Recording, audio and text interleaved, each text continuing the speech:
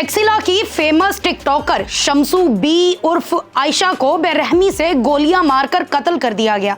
जी अस्सलाम वालेकुम नाज़रीन, मैं आपकी मेज़बान हुमा खालिद और आप देख रहे हैं डेली पॉइंट।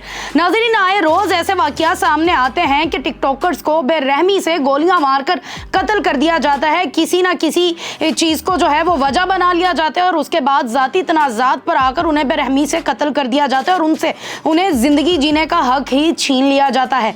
शम्सू बी उर्फ आयशा, जो कि टेक्सिला की एक फेमस टिकटॉकर थी, वो जब टेक्सिला से पिंडी की जानिब जा रही थी तो उन्हें दो मोटरसाइकिल सवारों ने बेरहमी से कत्ल किया।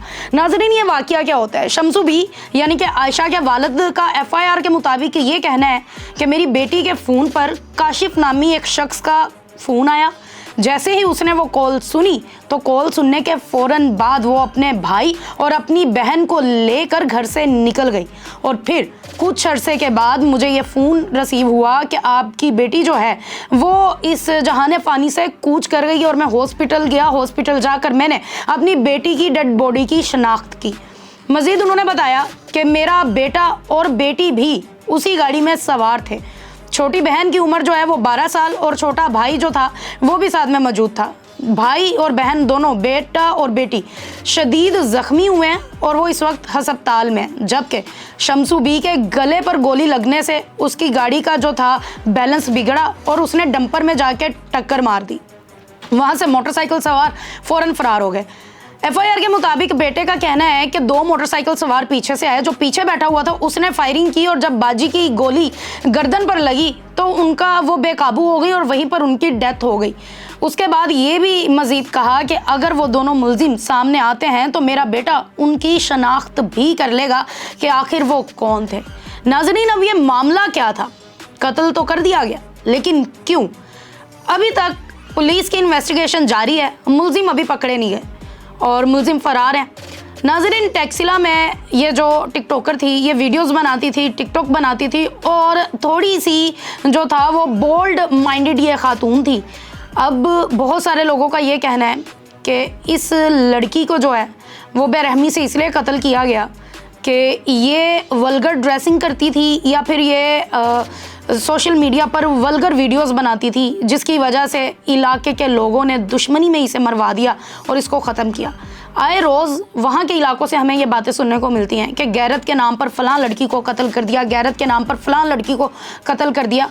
अगर वहाँ के लोगों का कहना है कि अगर इस बात पर आए तो मर्दों को ख़वातीन भी कत्ल करना शुरू कर देंगी कि वहाँ के मर्द भी ऐसे हैं। अगर ख़वातीन को आप इज़्ज़त के नाम पर कत्ल करते हैं तो मर्द जो हैं वो भी किसी से कम नहीं है। मज़ीद इसके अंदर ये भी लोगों का कहना था कि बहुत सारे लोगों के नीचे जो कमेंट्स थे वो बहुत ही ज़्यादा बुरे थे।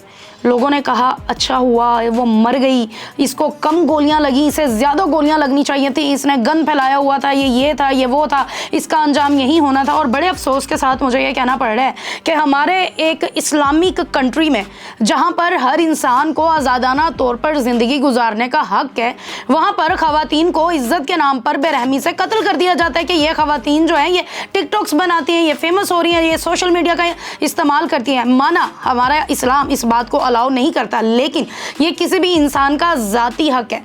और क्या हमारी इंसानियत ये अलाउ करती है कि आप एक खातून को बेरहमी से कत्ल कर दें, आप उससे उसकी ज़िंदगी जीने का हक ही छीन लें? इस वक्त पुलिस की इन्वेस्टिगेशन जारी है, मुलजिम पकड़े नहीं गए, लेकिन वहाँ के लोगों का ये मानना है कि इसको जो हमारे बड़े हैं उन्होंने बेरहमी से कत्ल करवाया है सिर्फ इसी वजह से कि ये हमारी इज़्ज़त ख़राब कर रही थी, हमारे इलाके की इज़्ज़त ख़राब कर रही थी। नाज़रीन, क्या अब उनकी इज़्ज़त इस तरीके से बन जाएगी? क्या उनकी इज़्ज़त बच गई? एक 28 साल लड़की से उसकी ज़िंदगी छीन लेना, उसके ख्वाब छीन लेना, उसे बेरहमी से कत्ल कर देना। आप बैठते, आप समझाते, आप उसके वालिद से बात करते, अगर आपको इतना ज़्यादा ही मसला था, लेकिन ज़िंदगी किसी की ले लेना, आई थिंक सो ये तो कहीं कानून में नहीं आया, कहीं इस्लाम में नहीं आया। अगर इस्लाम को इतना हम फॉलो करते हैं तो हमें इन चीज़ों का भी ख्याल रखना चाहिए। और उन लोगों के लिए जो ऐसे ऐसे कमेंट्स कर रहे हैं वो भी खुदारा खौफ खाएं और मौत से डरें और लोगों के लिए एहसास रखें। और हम उम्मीद करते हैं कि जल्द शम्सू बी के कातिल जो हैं उनको पकड़ा जाएगा और उन्हें ऐसी सज़ा दी जाएगी कि दोबारा किसी भी ऐसी लड़की को बेरहमी से कत्ल ना कम से कम किया जाए। आपकी क्या राय है कमेंट्स में ज़रूर दीजिएगा। मुझे इजाजत दें, वस्सलाम।